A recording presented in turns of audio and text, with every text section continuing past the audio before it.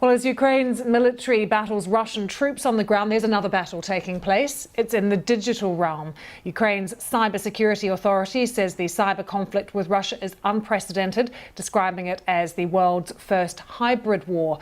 Russia has been actively using disinformation to wage an information war against Ukraine. But now Ukraine is fighting back, with the digital minister, Mikhailo Fedorov, leading the front by using social media to rally international support against Russia.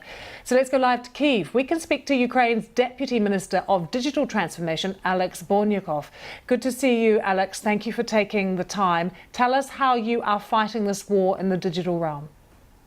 Hi all, thank you for this opportunity. So we think that digital is an important part of this war as the fighting on the ground.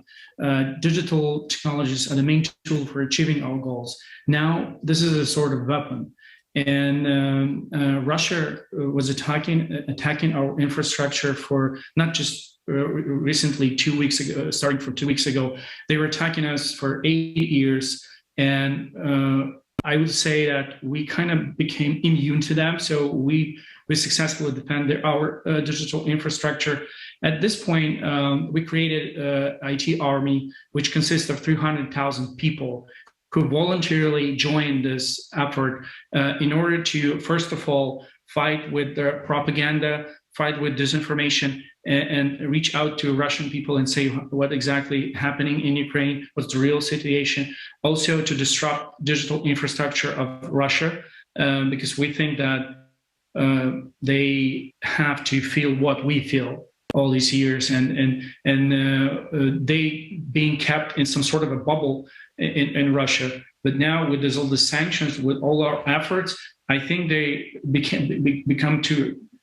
start to realize that this also concerns them. They also involves all the people in Russia.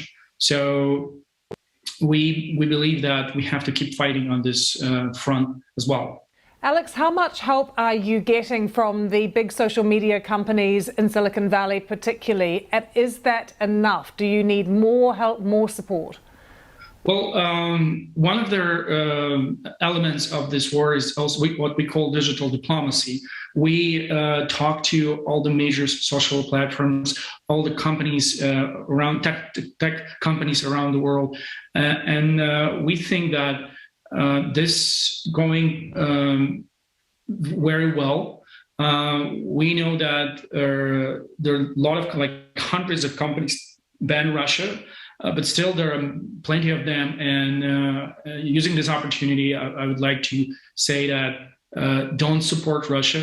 Go out from there, because every taxpayer dollar or ruble that goes to a Russian budget is aimed to kill civilian peoples. And this is what just you were talking about before, this atrocity in Mariupol with bombing maternity hospital. This is unacceptable. And but social media platforms responded very well, like Meta and Instagram and Google and YouTube are doing extraordinary measures in order to limit their propaganda, which became, from my point of view, as a means of war. It's not just the media. They use the media to spread lies, to turn things around, and this has to be stopped. And we're on the same page. Yeah, you're talking about stopping that and countering disinformation.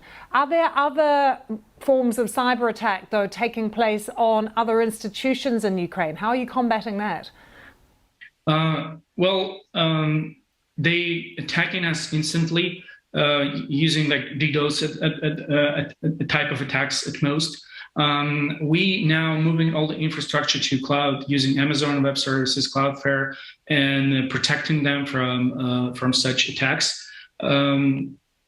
Sometimes they penetrate it, but not for long. So far, almost all our services are working, and majority of websites of services in Ukraine are stable at this point.